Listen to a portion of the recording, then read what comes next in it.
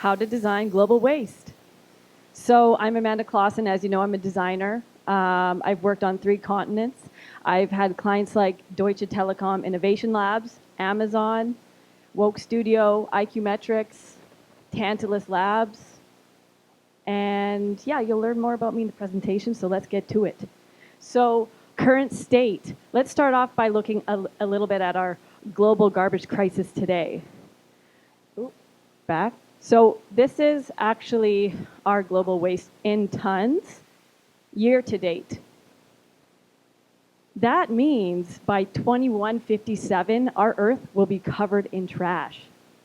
So my question today is, will then designers change their mind about what they create? How did we get here?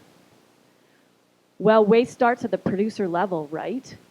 It comes from somewhere. It's designed. So I want to talk a little bit about design and how it's changed. And just like every record has an A side, I'll be talking about the B side today. 1, let the client always be right. So the client and the designer relationship has changed quite a bit. And recently, I bumped into the designer who designed the longest ever running ad campaign in history, Absolute. Even he has struggled pitching to clients today, okay? Even at that caliber. Number 2, design thinking. Oh, here we go. Design thinking. So this is oversimplified. Anyone can design, right? But what we learn is that rookies love to feature jam, but really good designers practice the art of subtraction. Hire a cognitive scientist. I worked in R&D. I've done a lot of product development. So what we can do is we can simply reframe the offering to get people to buy more. Number 4, human-centric design or ego-centric design. Without the eco, it's just ego. Number 5, be fast like Shenzhen. So things used to be a little bit slower, a little bit more recoverable. So about 10 years ago, I saw Karim Rashid talk about designing the soap pump for a method bottle. So this is hand soap, right? That pump took 2 years for him to design.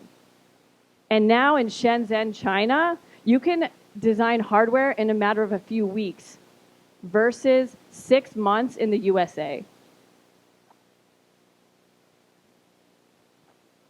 Number 6, believe the sustainability myth. I've been watching companies like Aritzia reframe their sustainability narrative to appeal to customers. But even if we're plant-based, plant textiles, whatever, that's depleting as well. So actually, if we're consuming more, that's not better. Number 7, trigger people at the right time to buy more. So in advertising, this is really common. I don't know an advertising firm that doesn't use this model. It's BJ Fogg's behavior change model. I did recently see DDB talk about their work with one of the dairy companies, and they talked about using this strategy. Number 8, get them hooked. Another common model for businesses.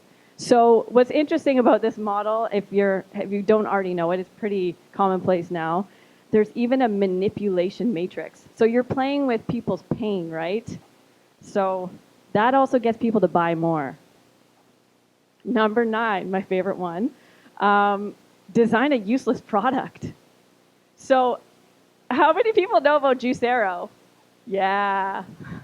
So it was funny because it was a few $100s, but it actually cost like $2,000 because it was overly engineered if you break it down, if you tear down, if you're geeky like me. So the funny thing about this is an image of a woman just pushing the juice out by hand. So why then design the juicer? What's wrong with a bag of juice? Just sell the bag of juice. But no, they designed the juicer. Another useless product. It's a cell phone case with notifications on the back. You know, I actually thought that we flipped over our phones to be polite to our guests so we're not getting distracted. Another useless product, because we really need water in an aerosol can, right? Another useless product, vagina pearls, so we can detox our ex-boyfriends. I know a lot of zero waste ways to detox ex-boyfriends, so don't be buying this. Sephora. Okay, sorry, we're not going to get here. We don't have enough time. There's a lot of useless products in this place. Number 10, wait to capture trends. So in the design process, we often, you know, we go out there, we collect our insight, and we try to find patterns, and we wait for a trend. But we don't design better. Even though we know that there's issues, there's global waste, we don't design better.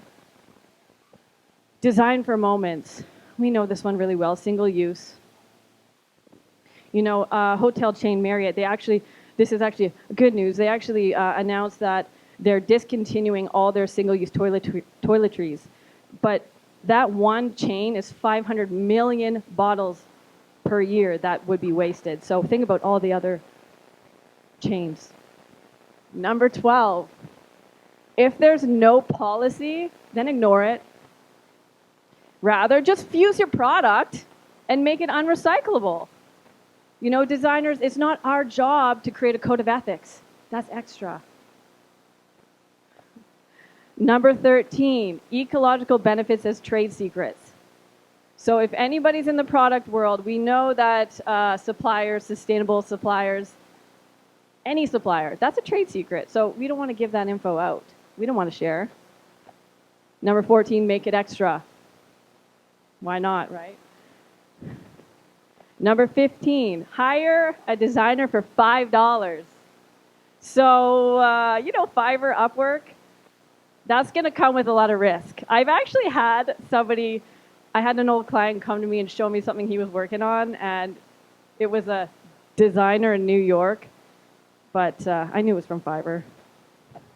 Number 16, well, I think I knew. It looked like it at least. Number 16, create waste that your customer will never know about. Create waste that's invisible. So 99% of the stuff we create is through, you know, you have mining, harvesting, processing, manufacturing, transportation, and consumption. And we actually only retain 1%. So that's so much waste, as you can imagine. So if customers knew how much waste that your product actually created, they probably would buy a whole lot less. Number 17, design on a reoccurring schedule. You know, we're always racing to differentiate and release that car on schedule, and eventually we're just going to do something corrupt. Innovation doesn't work that way. When we're trying something new, we can't be on schedule. Like, we discover new problems when we're doing something new, and therefore we need to find out what the new cadence is. Number 18, design a cell phone. Cell phones are the cigarettes of our time. There is about 152 million cell phones that end up thrown out every year. And this data is old, so it could be a lot worse. 19, design every option, every color, not the best. And you know what's interesting is that for every color that you see on that shelf is another opportunity for waste. So when you see that production process, that's one simple way of looking at it. Like, why?